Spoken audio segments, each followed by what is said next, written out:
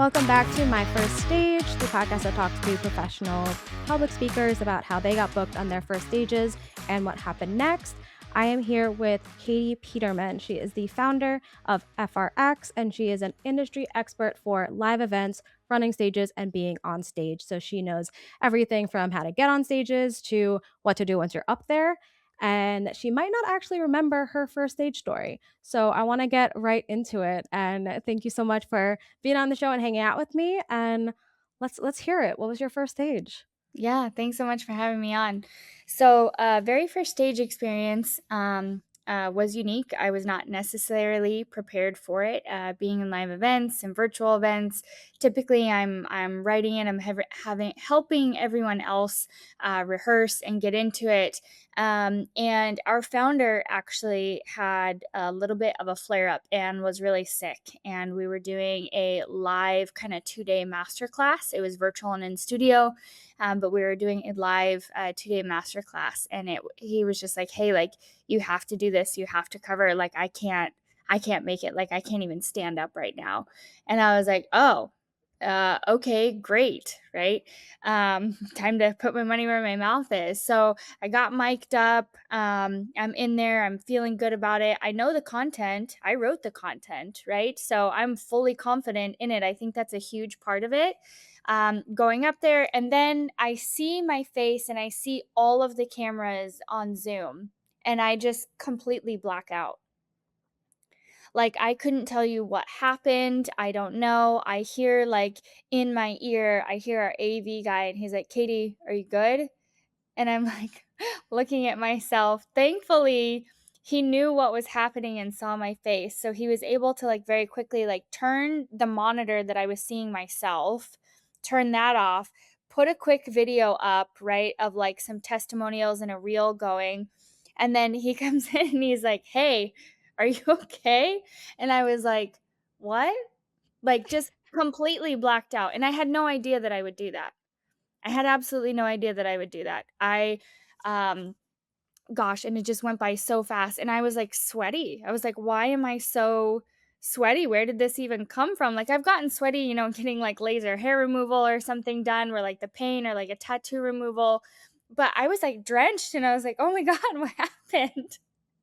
Right? Like, why did my body do this? Why did my brain take over? And then like I left the chat, I left my body there and he was like, how are we gonna do this? And I was like, I'm not sure. And he's like, "Okay, I'm gonna put up these slides and then just I'm gonna turn your camera off, try and just read the slides, that are up there." So thankfully, we figured out I had to turn off the guest cameras in that big virtual studio and then get comfortable and then get going. So what they did is they just left like the Zoom chat up, and I would read my slides and then I would read their questions and I would just talk. And I had no idea if I was looking at the camera. I had no idea if like the sound was okay, if I was following along. After we finished, they're like, "Okay, that was great. That was awesome," and I'm like, "I couldn't tell you what I said. I have no idea." They're like, "Do you think that went well?" No idea. Absolutely no idea. Covered in sweat, completely blacked out. I still do that occasionally where they'll be like, "Oh my gosh, that was so great." And I'm like, "Yeah, I think it went well, but I have no idea what I said." I feel like every time I get off stage, I'm just like, I said words. I'm pretty sure 99% positive words were spoken. Don't know which ones they were. Hopefully, they were the right ones in the right order. There is no guarantee there, though. No, no guarantee. What It's was the just reaction of the boss who was supposed to have done it when he saw it?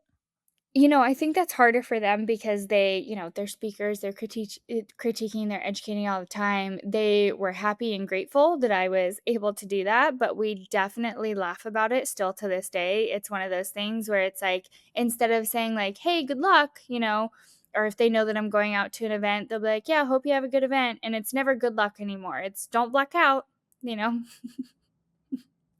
That's our Which thing. is Just don't good black out. advice. Good advice for everybody. So that's Yeah. number 1 piece of advice for aspiring speakers is don't black out.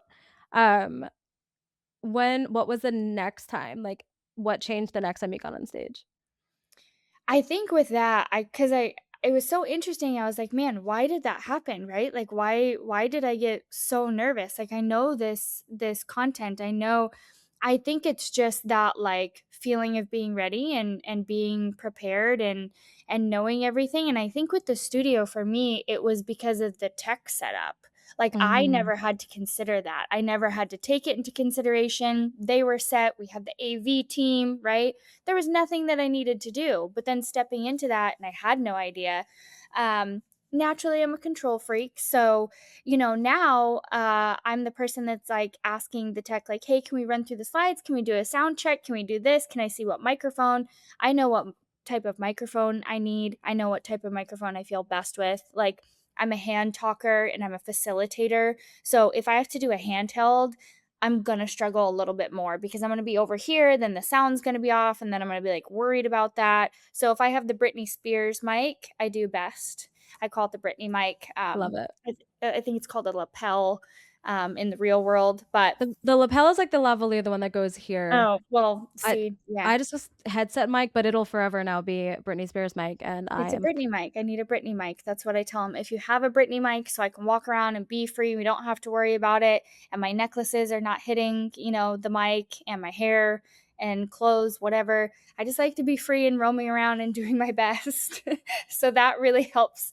And then just, I'd say for one thing, because it still happens to me occasionally, is when people interrupt me or you have like I don't wanna say the naysayers because I don't really ever have naysayers. I do have supportive people. What I have is a lot of ego trippers, right? So they always wanna add their 2 cents. They wanna jump in. That can really throw you off. And if that happens, in the beginning, it was really hard to not black out because I was just like, "I don't know what's happening. Now I've lost control." I think I black out when my brain deems that I've lost control, even though I haven't, you know? Um, Now I don't care as much because I've learned to realize that they're just ego tripping and they want to have some dominance or throw their name in a hat, and I don't really care, It just they more so end up looking like an idiot for interrupting the facilitation. And I've gotten over that as much, but taking control back over the room, I'd say I still have to work on that where I'm like, "Okay, thank you so much for your share. Microphone back," or like, "Okay, great, we're going to move on." And just being prepared for the interruptions, being prepared for sometimes there's just bad sound quality. Some things there's another event going on, whether it's in a studio, someone walks in the middle of your podcast because they didn't read the sign that says, recording in progress. You have to be prepared for those things and just be able to like take it on a fly. But when you're not prepared and it throws you off and then you get nervous and you black out in my case or start sweating. No, I get that. I feel like always want to have, like, audience participation, and I wanna ask the audience questions and not just, like, raise your hand if questions, but actually have someone say an answer to me, and I always get so nervous that it's gonna be the person, and it usually is. It's never just like a, "Here's my very succinct answer because you are doing something right now, and this isn't about me," but it's always the one that spends, like, 5 minutes walking through their entire idea, and I'm just standing on stage like, "This is my Yeah, fault. I can't blame anyone else. I asked. I did ask. Okay." Gonna just mentally cutting slides from the end because this is taking way too much time, yeah. and, oh, that's the worst. And you have no idea where their story is going because they start at, None. "This is what happened when I was 5," and they start going into it, and you're like, "What are we talking about here?" Like, But can we you're like, skip to, like, when you were 7 or 8? Did the story get better? "Yeah. How about Oh. now, Paul?" Yeah, it's great. No, it is such a challenge, and but now you speak on stages all the time, and you have found that the reason that you do it, even though you were so afraid, was because of the ROI. So talk about that. Yes. Talk about how the like, getting on stages, whether it was virtual or in person, how that really has impacted your business. Yeah, this is for everyone. And I wish I would have gotten over my fears, so much sooner. If you are running ads and you're paying for advertisements, if you are even paying, for LinkedIn, for articles to be published, for press releases, you name it. If you are having marketing dollars, just to even go on as a panelist, or, yes, a keynote speaker would be amazing, right? But whether you're a panelist, whether you're doing a group facilitation, whether it's live or virtual, in person, you are going to have such a better ROI. Conversations start naturally, right? So people will be like, "Oh, I didn't know that. I'd like to talk with you." Or, "Oh, you're in person. Let me ask you a question about this." Or, "Oh," and just facilitating the process of speaking about your business, or even asking for referrals, or saying, "We have this and you can be a part of it," is so much better. The conversions and the difference, like me going to an event and getting 2 or 3 clients versus trying to run 50, $60,000 in ad spend, huge difference. And I'm no longer, having to do that. I'm not having to have all the marketing agencies and all of these people and all of the staff behind the marketing, just focusing on events. And that's really all we do right now. We don't run any ads. We don't do any Facebook advertisements. We don't do any outreach or press release. It's just events and speaking engagements, and the ROI is so much higher.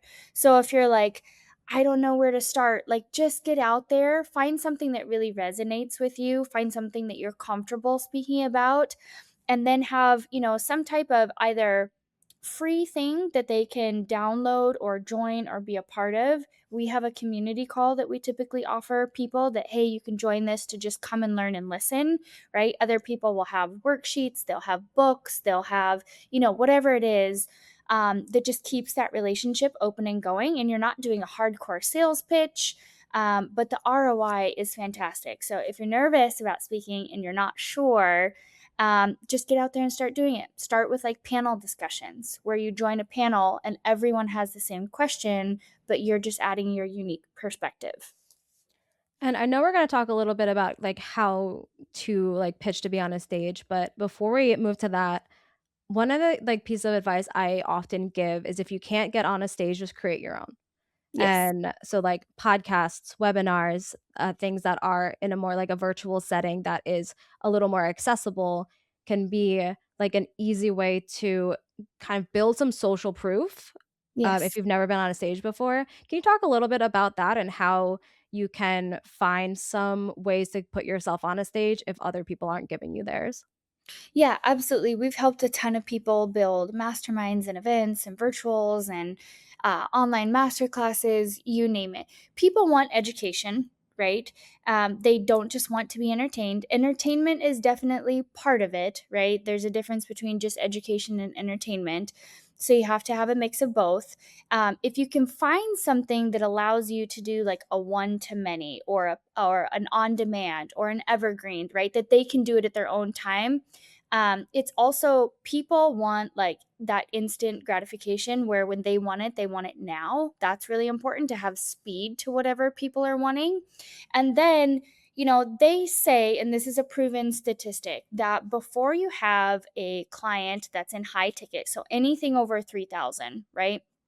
Anything over 3,000. If you want someone that is in high ticket that converts, they have to have 8 to 11 hours of education, not entertainment, but education before they will convert.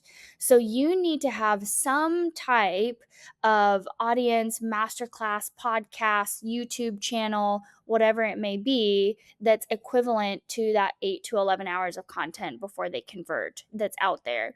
So we help people, whether they are developing bi-weekly, weekly, monthly mastermind calls. Like we just did this with a doctor that specializes in mold and holistic practices. He was doing like all these one-off kind of like free discovery calls with people. That was very time consuming. He was absolutely booked, like 8 hours a week, instead of just doing a facilitated monthly group call of common questions and answers.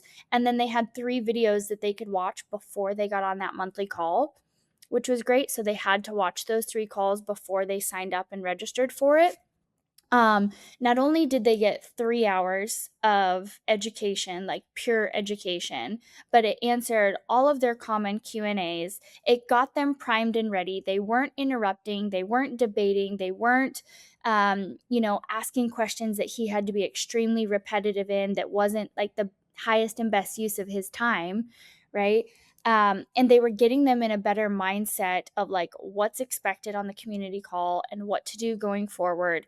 It really builds your reputation, and it gets people in a better spot.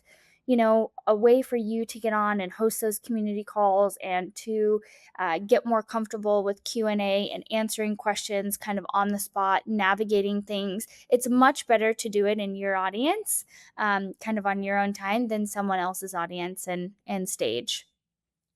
It just seems like that, like, milestone marker keeps getting farther away.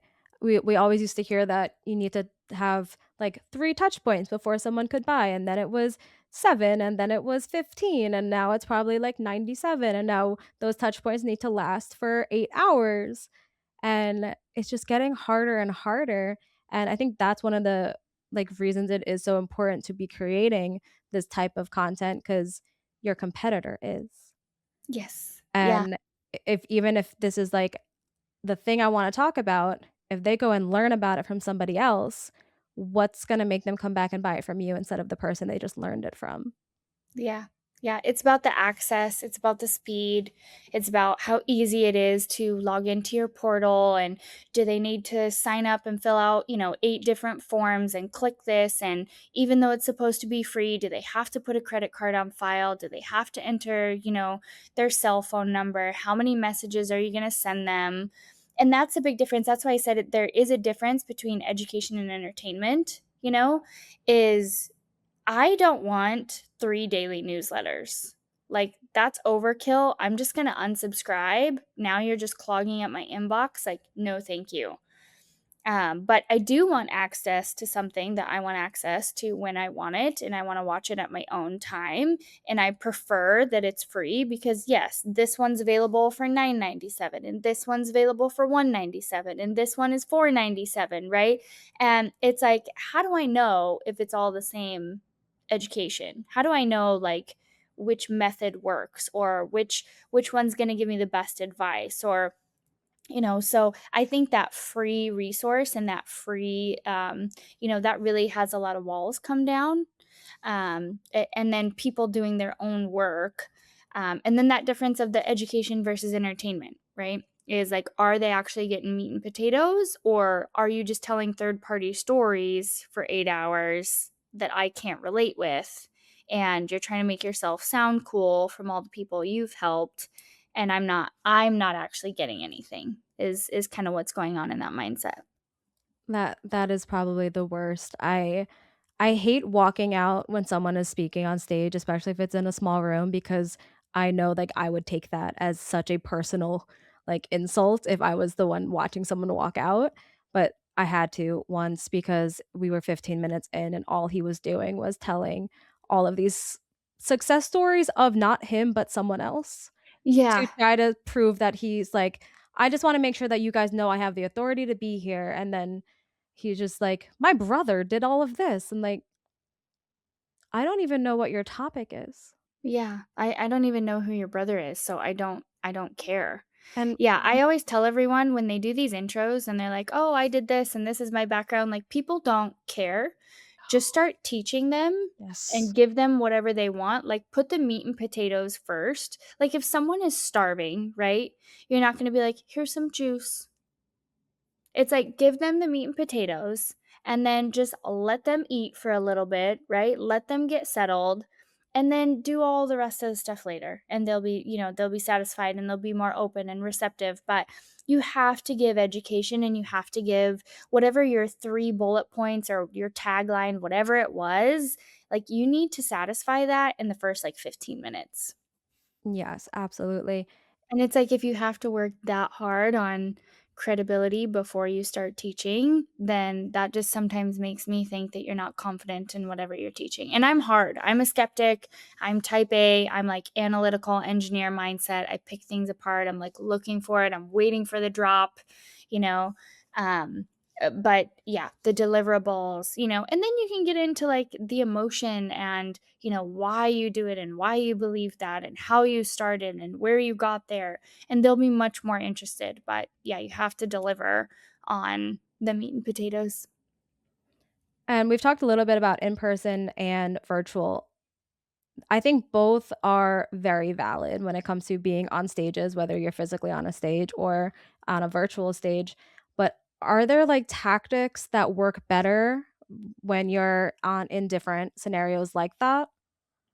Yeah, so, for virtual, I'd say one of the biggest things is you have to be really careful with the breaks and you have to be really careful with the downtime.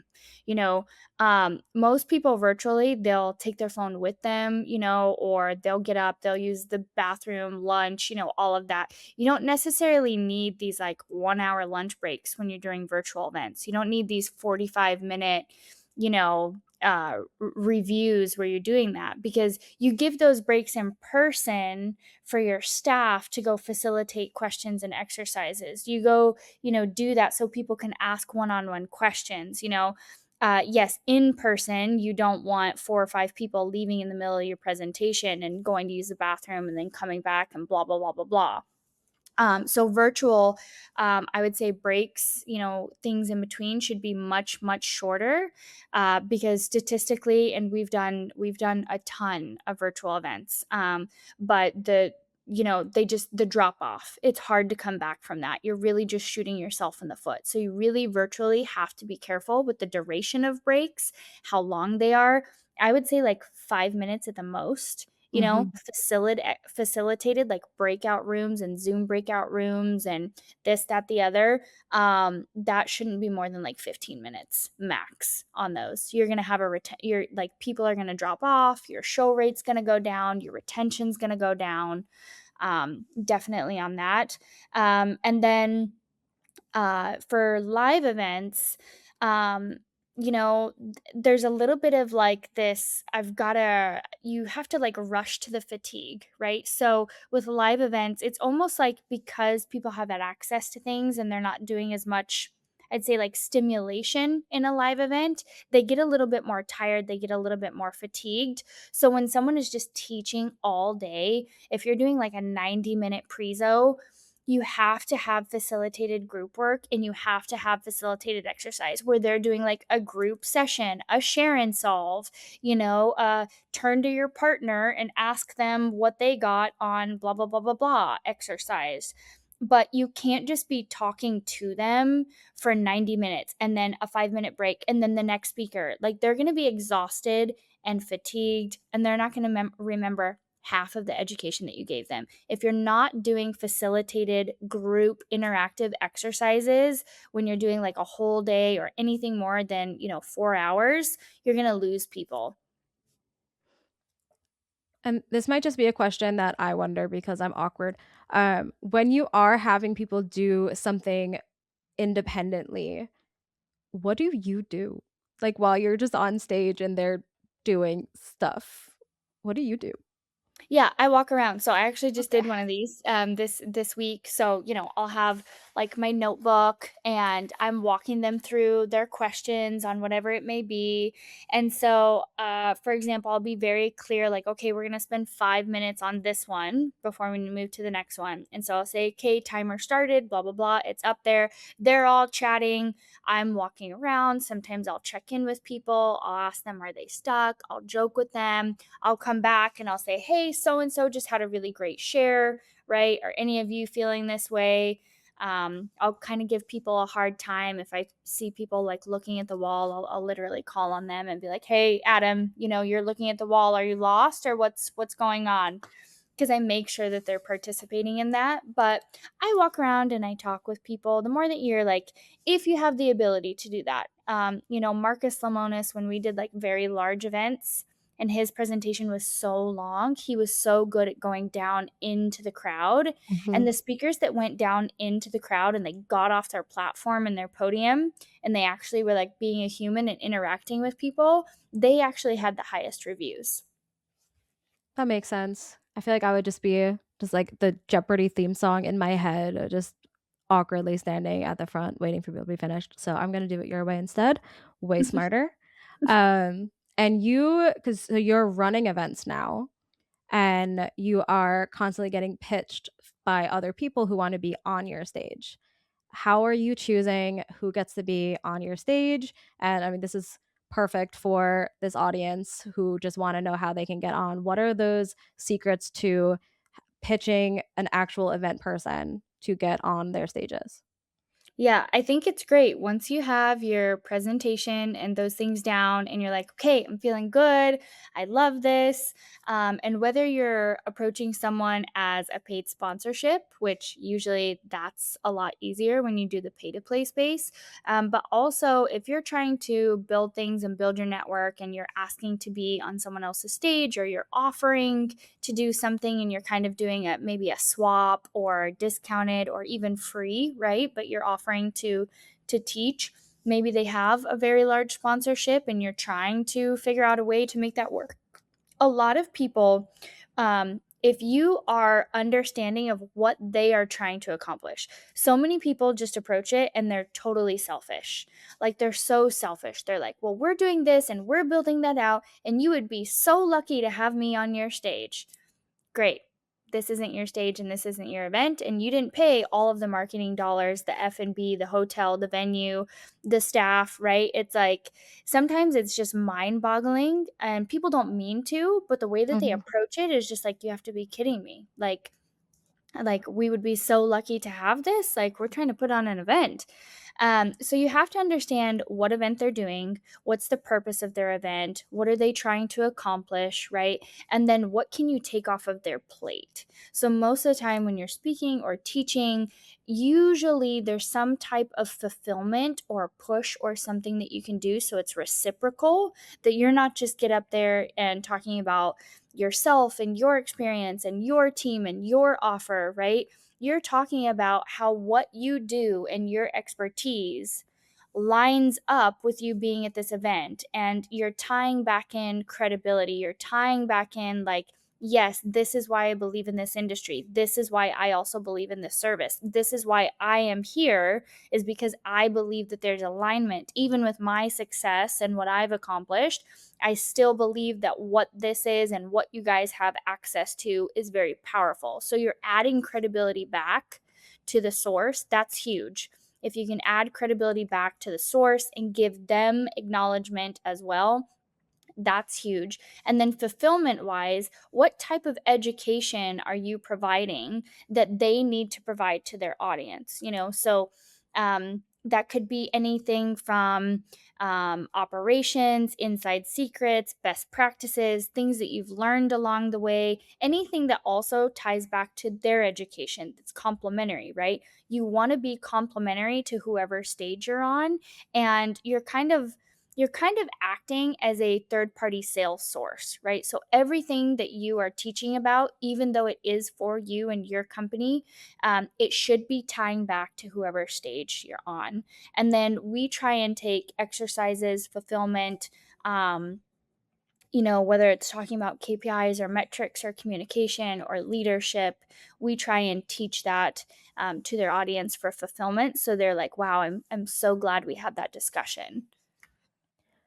I feel like it's very similar with, like, booking to be on a podcast, and one of the things that I notice so often is the pitches are just like, "Here's me," and you can probably relate to this, like, as a podcast host or as a podcast producer, I don't care about you. I care about my audience, Yeah. and what you need to be pitching me is, "Here is what I can bring for your audience. Here is what Mhm. I am offering that is valuable to them," and that is the piece that gets missed 9 times out of 10. Yeah. It's just, "Here's my bio," or, "Here's my resume." Yeah, here's how great I am, and I want you to talk about me for 30 to 40 minutes. But you want to give your audience like nuggets. You want to Mhm. give them, like, oh, I'm so glad I heard that. Like, oh, I didn't think of it that way. Or, like, oh, that's a very unique perspective. I can relate with that. Or, I've never heard of that. That sounds cool. But yeah, if people are just promoting themselves, that's really hard. So yeah, adding value and tying back to someone else's credibility is really important. And any last, like, number 1 piece of advice for someone who wants to get on bigger stages, more stages, stages in general? Yeah, I would say, everybody says like, "Oh, I'll wait until I get big," or "I'll wait until I have this," or "I'll wait until I write a book," or "I'll wait until whatever." You don't need to wait. You don't need to Mhm. wait at all. Get out there, but treat it the same as you were getting on Channel 5. Treat it the same as you were stepping on the biggest stage that you want to be on in 5 years. Clean up your social media, clean up your LinkedIn, right? How you present yourself matters. And that's okay. My Instagram is totally personal. I hardly have anything about KPIs and meeting structures and, being a professional executive. I don't. I travel, I have my family, I have my dog on there, and it's me, right? But it's still very professional. They get a good idea of who I am as a person, outside of work. But I hear people and I hear stuff and I hear them when they're looking at other people's stuff and they're like, this is so confusing. I got on a podcast earlier today and I was like, hey, I was checking out your LinkedIn and my EA made some notes and I checked out this and I was like, so does this business tie in with this and that? And he was like, no. And I was like, oh, okay, so it's this. And he's like, no. And it's like, dude, I can't tell what you do, whether I look at your Facebook or your LinkedIn or the Podmatch profile. Like, I'm so confused, you know? That just hurts them because if I can't tell what you're doing, like a customer can't. Trust me. Like so so I'd say don't wait to start. Like don't wait. Just get out there. Just do it. But, clean stuff up, make yourself easy to find and make it clear on why people would want to have you. Thank you so much for all of your great insights. And if people wanted to get in touch with you, find out more about you, pitch you to be on your stages better than other people have been, thankfully, how can you do that? Yeah, LinkedIn is always a great way to connect. I love doing that. I love actually like connecting with someone, and I don't have to sift through as many things. So LinkedIn, Katie Peterman on there, and then if they're wanting like a strategy session or anything like that, my team does free discovery calls. So you can go to www.yourfrx.com and you can schedule a discovery session from there. And all of our stuff is very transparent on the page on what we do, our pricing, how it works, all of that. But yeah, definitely thank you for having me on today. Appreciate it. I love the fun background, and I love the stage stories. Well, thank you so much. This has been a lot of fun. Everyone, thank you for hanging out with us and come back next week for another My First Stage Story.